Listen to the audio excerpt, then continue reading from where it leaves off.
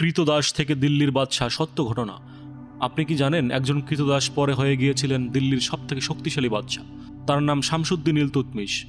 তার ভাইয়েরা তাকে সৌন্দর্য আর বুদ্ধিতে ঈর্ষা করে তাকে দাস ব্যবসায়ীর কাছে বিক্রি করে দেয়। একদিন বুখারার এক দাওয়াতে ধনী ব্যবসায়ী হাজি বুখারি তার দিকে তাকিয়ে থমকে যান, প্রশ্ন করেন, তোমাকে দাস বানালো কে?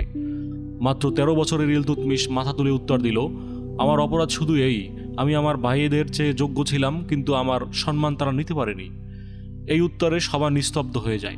হাজি বুখারি সঙ্গে সঙ্গে ঘোষণা দেন, এই ছেলে দাস নয়, ভবিষ্যতের নেতা। আর সেদিনই তাকে কিনে নেন তিনি। সেখান থেকে ইলতুৎমিশ পৌঁছে যান দিল্লির শাসক কুতুবউদ্দিন আইবেকের দরবারে, হয়ে ওঠেন সৈনিক, তারপর আমির, আর অবশেষে দিল্লির বাদশাহ। কৃতদাস থেকে ইলতুৎমিশের গল্প প্রমাণ করে সুযোগ একটাই, কিন্তু যোগ্যতা তৈরি হয় নিজের হাতে।